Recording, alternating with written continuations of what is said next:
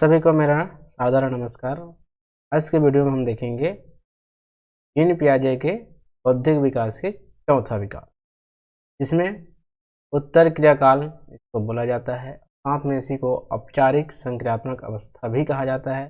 Formal operation stage 11 वर्ष से ऊपर। जितने भी यहाँ पे हम पढ़ेंगे बच्चों के बारे में जो 11 वर्ष से ऊपर रहेगा उसी के बारे में। इसके पहले आपने स्टेज 1, स्टेज 2, अब स्टेज 3 का पूरा मैंने डिटेल डाल दी है। यदि हम नहीं देखे होंगे, डिस्क्रिप्शन बॉक्स में मैंने लिंक दे रखा है 22, 23 और 24 नंबर का। और इसके पहले जितने भी मैंने CDP पढ़ाया है बाल विकास से संबंधित, उसको भी मैंने लाइन से उसी में डाल दिया है। साथ ही गणित का भी मैंने डाल दिया है। अब कुछ दिन बाद हम गणित भी शुरू करने वाले हैं, तो तब तक आप लोग इसे पढ़ते रहिए।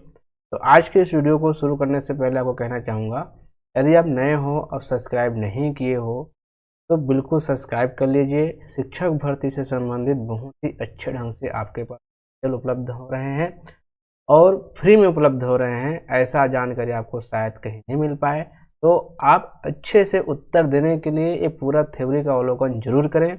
और हर संडे को जो भी थ्योरी पढ़ाया जाएगा उसका एक प्रैक्टिस टेस्ट लगाया जाएगा। जरूर जुड़े। Thank you. चलो आगे चलते हैं और आज के इस टॉपिक के बारे में विस्तार पूर्वक चर्चा करते हैं। तो यहाँ पे आपको एक चीज़ बताना चाहूँगा, जो उत्तर क्रियाकाल है इसको औपचारिक संक्रियात्मक काल भी कहा जाता है। इसमें 12 वर्ष की उम्र के लगभग प्रारंभ होता है, 11 वर्ष से ऊपर। इस अवस्था में बालक काल्पनिक समस्याओं के बारे में सोचता है। सबसे पहले आपको इसी को ध्यान देना है, काल्पनिक समस्याओं। अब काल्पनिक क्या होता है, आप धारावाहिक में लिखे होंगे, आपको जानते हो कल्पना पे आधारित है, काल्पनिक चीज़ों पे आधारित है। मतलब जो भी चीज़ें होगी यहाँ पे बच्चे जो होंगे काल्पनिक समस्याओं के बारे में सोच सकेगा, जो उसके वास्तविक जगत में नहीं पाई जाती। जो भी रियल है वो इसमें नहीं पाई जाती, उसके बारे में भी ये बच्चा यहाँ पे कल्पना करता है, उनके समस्याओं के बारे में भी सोचने में सक्षम होता है। वह सोचता है कि वास्तविकता पर अतिक्रमण करने वाले स्थितियों में भी नियमों को लागू कर सकते। मतलब जो भी चीज़ें यहाँ पे घटित हो रही है, अतिक्रमण जो हो रही है, उस पर भी वो ये सारी जितने जो सोच रहा है, जो भी उसके मन में जो चलता है उसको भी वो लागू कर सकता है। जो सोचता है, कल्पना, आप खुद सोचिए 11 वर्ष से ऊपर, मतलब सीधी सीधी बात है किशोरावस्था। किशोरावस्था आप जब थे तो आप क्या सोचते थे, किस प्रकार से आपके मन में मतलब विचार आते थे, उनको आप सोच के चलिए। उसी के प्रकार से आप आगे इसको विस्तार पूर्वक समझिए, तो आपको समझ में आ जाएगा कि किशोरावस्था में जब रहते हैं तो किस प्रकार से काल्पनिक सोच या कल्पना से परे भी हम सोचते हैं। तो सारांश देखते हैं इसके बारे में, बहुत अच्छे ढंग से आपको समझाने का प्रयास करूंगा और आप भी हो सके तो अच्छे से समझने का प्रयास करें। उत्तर क्रियाकाल में वह तर्कों, यहाँ पे देखिए, तर्कों व तथ्यों में आपसी संबंध को स्थापित करने में सक्षम हो जाता है।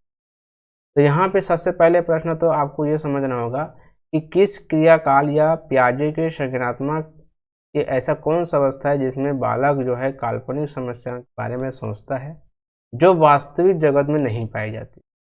तो काल्पनिक, जैसे ही काल्पनिक समस्या आता है, कई जो होता है उसको थोड़ा सा पूर्व क्रियाकाल सोच लेता है। कल्पना करना और सांकेतिक करना या प्रतीकात्मक रूप अलग होता है, तो उसमें थोड़ा सा चेंजेस आपको करना पड़ेगा। तो ये होता है आपका चौथा अवस्था, जिसे उत्तर क्रियाकाल भी कहा जाता है। उत्तर क्रियाकाल में तर्कों व तथ्यों में, तर्क लगाना और तथ्य मतलब सत्य है, जो भी तथ्य आपके सामने रहेंगे उसके बीच में ये या उन दोनों के बीच में आपसी संबंध को स्थापित करने में सक्षम हो जाता है। जो भी आप तर्क दोगे, तर्क वितर्क करोगे, उसमें ये आपसी संबंध बना सकते हैं। उदाहरण के लिए आपके सामने है, यदि मूर्त क्रियाकाल व उत्तर क्रियाकाल के अवस्थाओं वाले बच्चों से अलग अलग प्रश्न किया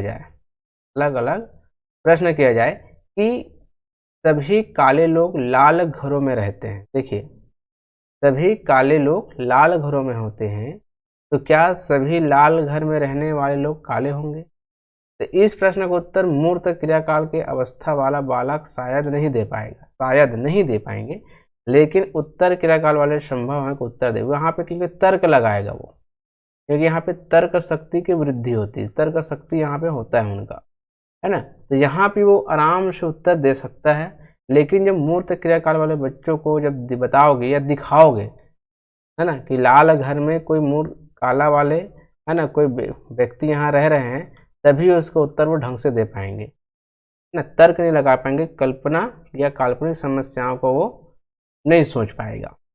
ठीक है। किशोरावस्था में इस उम्र में बालक के विचार कुछ नमनीय व विस्तृत हो जाते हैं। नमनीय मतलब ये क्या होता है? नमनीय मतलब सरल और सहज हो जाता है विचार। विस्तृत मतलब विस्तार हो जाते हैं, मतलब अनेक प्रकार के वो सोचने में सक्षम हो जाते हैं। उसके बाद ये तीसरा पॉइंट ये कहता है, किसी समस्या को मात्र एक तरीके से ही वह हल नहीं करता, वरन समस्याओं को सभी दृष्टिकोण से हल करने की संभावनाओं को ढूंढता है। मतलब कोई भी आप समस्या दे दीजिए तो वो केवल एक ही समस्या पर अटके नहीं रहेगा, मतलब एक ही तरीके से अटके नहीं रहेगा। यदि एक तरीका उसे समझ नहीं आ रहा है या हल नहीं हो पा रहा है तो दूसरा तरीका अपनाएगा, नहीं तो तीसरा, मतलब वो हल करने के प्रयास के लिए कि वैज्ञानिक तरीका सोच, मतलब इसमें इस बच्चे में, इस काल के बच्चे में वैज्ञानिक विचार आते हैं, वैज्ञानिक सोच आते हैं। वैज्ञानिक लोग क्या करते हैं, एक में असफल हो गए तो दूसरा में प्रयास करते हैं, दूसरे में प्रयास हो गए तो तीसरे में प्रयास करते हैं। ठीक उसी प्रकार से इसका दृष्टिकोण जो होता है वैज्ञानिक हो जाता है ना। दृष्टिकोण से हल करने की संभावनाओं को ढूंढता है, या वह सूचनाओं का संग्रहण विभिन्न साधनों से करने का प्रयास करता है। इस काम में बालक का सोच वैज्ञानिक हो जाता है। देखिए यहाँ पे बोला भी है, इस काम में बालक का सोच वैज्ञानिक हो जाता है एवं परिस्थितियों पर सहज प्रक्रियाओं में इन निहित सिद्धांत खोजने में सक्षम होता है।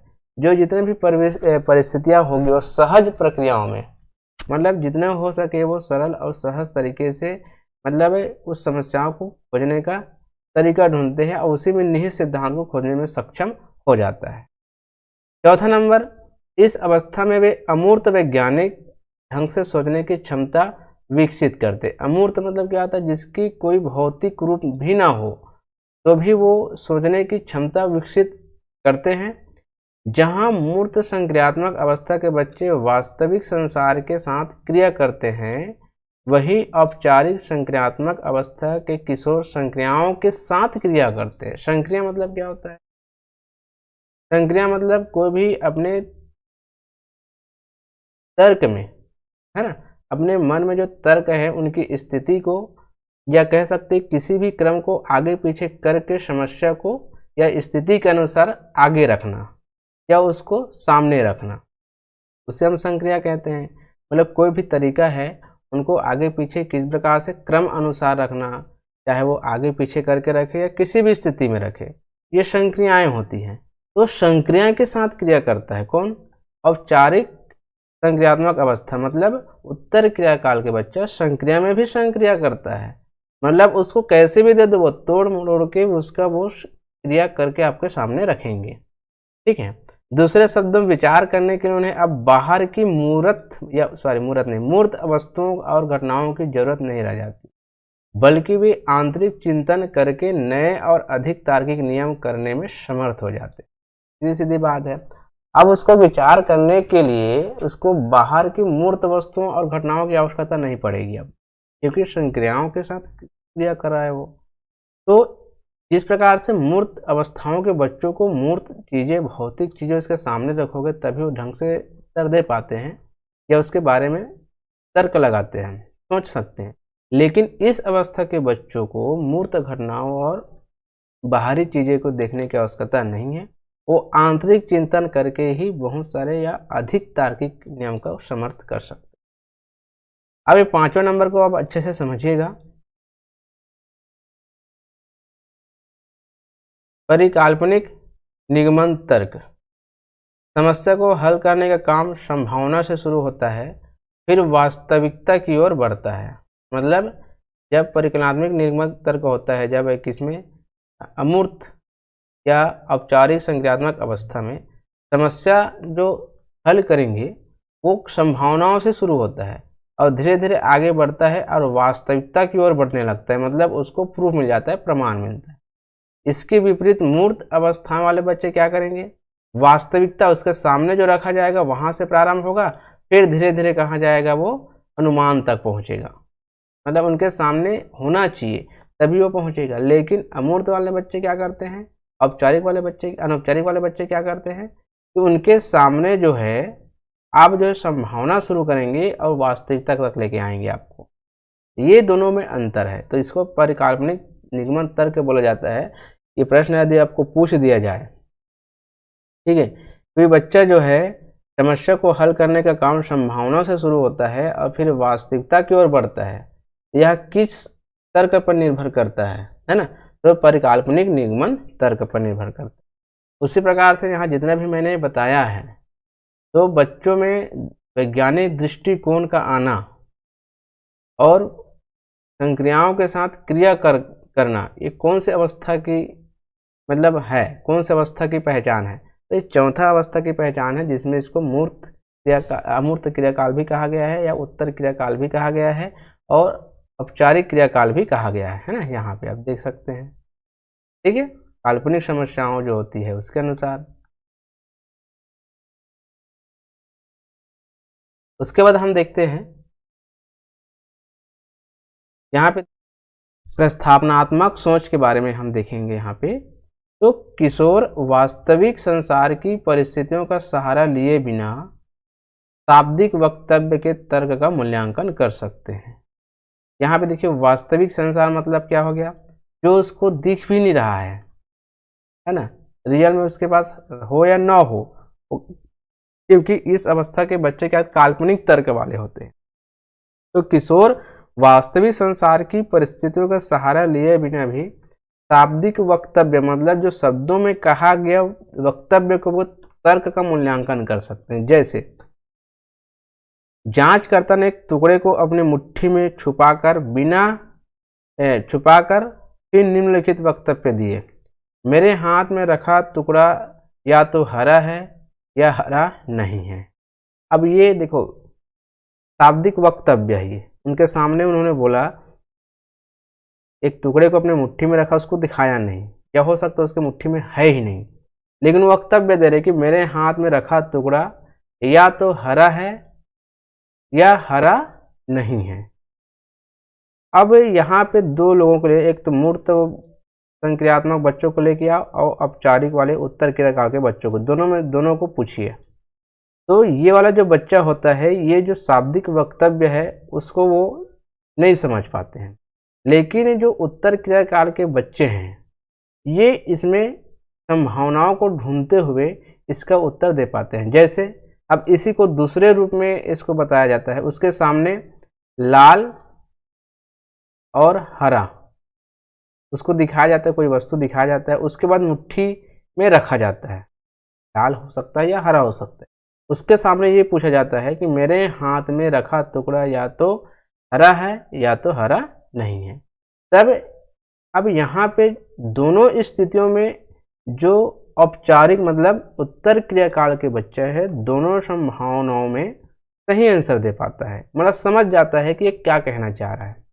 लेकिन मूर्त क्रियाकाल वाले बच्चे जब इसको उन्होंने देख लिया, वास्तविकता से देख लिया, वास्तव में उनको दिख गया हरा है या लाल है, यदि ये हरा होगा, उनके सामने बता दिया हरा होगा, तो ये हरा है उनको सही लगेगा। यदि ये हरा नहीं निकला तो ये जो वाला बात है ये भी उनको सही लगेगा, मतलब दोनों गलत है, मतलब हरा नहीं है मतलब ये जो वक्तव्य है जो बोला गया है वो नहीं है। लेकिन जो औपचारिक या उत्तर क्रियाकाल के जो बच्चे हैं वो समझ जाता है कि क्या बोलना चाह रहा है। हरा होगा तो भी दोनों स्थितियों में सही होगा, नहीं है तो भी दोनों स्थितियों में सही होगा, क्योंकि बोल दिया है वो हरा नहीं है, मतलब ये भी सही है ये भी सही है, दोनों सही है। चाहे वो किसी भी स्थिति में हो वो दोनों वक्तव्य को आराम से समझ सकता है। लेकिन मूर्त क्रियाकाल के बच्चे ये समझ नहीं पाते, उसके सामने दिखेगा उसको ही सही मानेगा। तो इस प्रकार से जो प्रतिस्थापनात्मक सोच है वो भी बच्चों में ये तर्क करने का सोच विचार उसमें आ जाती है। और सबसे महत्वपूर्ण ये चीज़ें जो सभी के साथ घटना घटती है, जब आप जो किशोरावस्था में रहे होंगे, जब 8वीं 9वीं 10वीं आप पढ़ रहे होंगे या जैसे भी पढ़ रहे होंगे, है ना, आपकी उम्र 12 साल से ऊपर रहा होगा, तो आप में ये चीज़ें आई होगी। किशोरों को अमूर्त सोच की नई क्षमता से संबंध बिठाना, मतलब इसमें किशोरावस्था है और साथ में आपके आसपास रहने वाले बड़े भी, दोनों। नई क्षमता से संबंध बिठाना, मतलब कैसे बचना चाहिए। जैसे पहला है 7वां का पहला देखिए, सार्वजनिक आलोचनात्मक के प्रति संवेदनशीलता, मतलब किसी भी किशोर बच्चों को किसी भी के सामने कुछ भी कहने से हमको बचना चाहिए। जो भी कहना है बाद में कहिए, अकेले में कहिए, सबके सामने उसे मत कहिए, है ना। तो हो सकता है उसको बुरा लग जाए। सार्वजनिक आलोचनात्मक के प्रति संवेदनशीलता, है ना। यह बात महत्वपूर्ण हो तब तक प्रतीक्षा करें जब तक आप किशोर से अकेले में बात नहीं कर पाते। तो सार्वजनिक आलोचनात्मक के प्रति, किशोरों के प्रति आपको बचना चाहिए। सभी के सामने उसको कुछ बोलने से पहले आपको सोचना चाहिए, क्योंकि उसको बुरा लग सकता है, ठीक है। दूसरा है आपका अपनी व्यक्तिगत अद्वितीयता को बढ़ा चढ़ाकर देखना। किशोर के अनोखे लक्षणों या गुणों को स्वीकार करें। किसी किशोर बच्चे जो होते हैं ना, अपने आप को बढ़ा चढ़ाकर आपके सामने प्रस्तुत करते हैं, कर दीजिए, तो उसको स्वीकार करना करिए उसके सामने, और समय आने पर उनको वास्तविकता से परिचय कराइए, है ना। उनको ये बताइए कि कैसे किशोरावस्था में आप भी किस प्रकार से सोचते थे। हम भी तुम्हारे जैसे सोचते थे, लेकिन आज हमको ये समझ में आ रहा है कि हम जो सोचते थे वो क्या है और किस प्रकार से है ना। एक अधिक संतुलित दृष्टिकोण को प्रोत्साहित करें, मतलब उसको दृष्टिकोण, उनके दृष्टिकोण को समझाइए कि किस प्रकार से हमको रहना चाहिए और करना चाहिए, ठीक है। आदर्शवाद और आलोचना, मतलब उनके तारीफ यदि आप करते हो और उनकी आलोचना भी करते हो, जो भी करते हो, तो किशोरों की भव्य उम्मीदों और आलोचनात्मक टिप्पणियों पर धैर्यपूर्वक प्रतिक्रिया करें। जो भी चीज़ें बोल रहा है, जो भी जैसे भी आपके सामने प्रस्तुत कर रहे हैं, तो आप उनको तीव्रता से या संवेदनशीलता से उसको क्या कर प्रत्युत्तर मत दीजिए। आप थोड़ा सा धैर्यपूर्वक उसको जवाब देने का प्रयास करें, एकदम धैर्यपूर्वक। उनको प्रतिक्रिया जो भी होगी सहज सरल तरीके से देने का प्रयास करें। उनके लक्ष्यों के सकारात्मक पहलू को दिखाएं और यह देखने में मदद करें कि पूरी दुनिया और लोग गुणों और दोषों से मिलकर बने हुए, है ना। मतलब कोई उनके तारीफ भी करते हैं, उनकी आलोचना भी करते हैं, मतलब उसकी कुछ निंदनीय निंदा भी कर देते हैं, तो उनको धैर्यपूर्वक समझाने का प्रयास करें कि केवल हर बच्चों में या हर किसी में गुण और दोष बना हुआ है, हर किसी में गुण दोष समाहित हुए, है ना। तो इस प्रकार से उसको समझाने का हम प्रयास कर सकते हैं या किया जा सकता है। तो इससे हमको बचना चाहिए, त्वरित जो भी प्रतिक्रिया दे रहा है उससे बचना चाहिए। रोजमर्रा के निर्णय लेने में कठिनाई। अब किशोरों के लिए निर्णय लेने से बचे, स्वयं कारगर ढंग से निर्णय लेने का नमूना पेश करें और व्यवहार कुशल ढंग से विकल्पों के अच्छे और बुरे पहलुओं, संभावित परिणामों और खराब निर्णयों से सीखने के बारे में सुझाव दें। मतलब किशोर क्या करते हैं, अपना निर्णय खुद लेने का प्रयास करते हैं। जो भी वो कह रहा है वह उनके सामने सही है, ये निर्णय लेने का प्रयास करते हैं। तो आप जो है उनके लिए निर्णय लेने से पहले सोचें या निर्णय लेने से बचें, क्योंकि आजकल के जो बच्चे हैं या हम भी जब थे, तो हमारे लिए जो कोई निर्णय लेता है तो हमेशा हमको गलत लगता है। हम जो सोचते हैं, है ना, क्योंकि हमें आत्म चेतना और आत्म ध्यान होती है, खुद के लिए ज़्यादा सोचते हैं। तो सामने बड़ा कोई हमारे लिए सोचते हैं कि हमको ये नहीं करना चाहिए, ये इस प्रकार से हमको करना चाहिए, तो हमेशा गलत लगता है।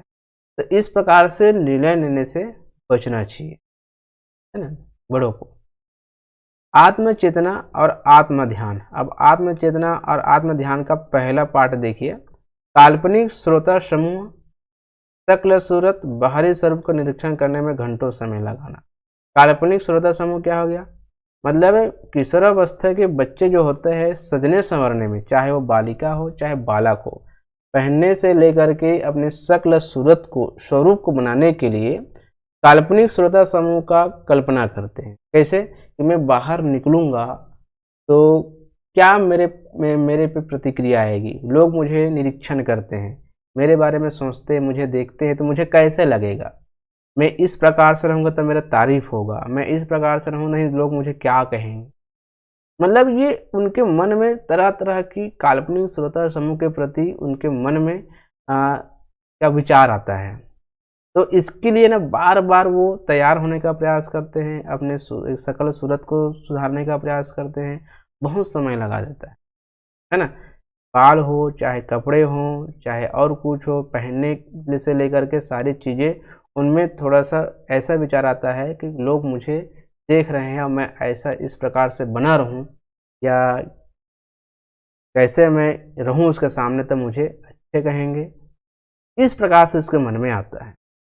अब उसके बाद देखिए दूसरा क्या बोलता है, व्यक्तिगत निजी गाथा महाछवि, खुद के महत्व को बढ़ा चढ़ाकर देखने लगते, उन्हें लगता है कि वे विशिष्ट और अनोखे हैं। अब इसको आप सभी जानते हो, इसका मतलब क्या होता है ना। उन्हें ये लगता है कि सबसे हटकर वो वही चीज है, या सॉरी वही चीज नहीं, वही एक ऐसा व्यक्ति है जो सबसे अलग है, वही सबसे हटकर है और उन्हीं का महत्व सबसे अधिक है। तो अब खुद को बढ़ा चढ़ाकर देखने लगते हैं, मेरे अलावा कोई ऐसा नहीं कर सकता, या मैं खुद इस प्रकार से कर सकता हूँ। मतलब देखे जाए तो सीधी सीधी बात है, उन्हें लगता है कि वे सबसे विशिष्ट है और अनोखे हैं। अब 9वां नंबर क्या बोलते हैं, मानसिक कल्पना। इसका निचोड़ देखिए, यदि इन सभी का निचोड़ देखें हम तो मानसिक कल्पना होती है, उसमें संभाव्य मतलब विस्तार होता है ना। विकल्पों में से एक चयन करने का प्रयास करता है, मतलब आत्मचेतना और आत्म ध्यान होता है। निर्णय क्षमता होती है उसमें। अनुभवों पर आधारित ज्ञान का काल्पनिक सोच में अनुप्रयोग, अपने जो अनुभव है उनके पास, उसके आधार पर काल्पनिक सोच का अनुप्रयोग करता है, मतलब प्रयोग करता है और जो है समस्या का समाधान करता है। मतलब ये चीज़ें आपको ध्यान रखना है 9वां नंबर का। इस बच्चों में, इस अवस्था के बच्चों में क्या चीज़ें मुख्य रूप से होती है, तो मुख्य रूप से जो होती है इसको मैंने 9वां रूप में दर्शा दिया है, बाकी आप धीरे धीरे समझ सकते हैं।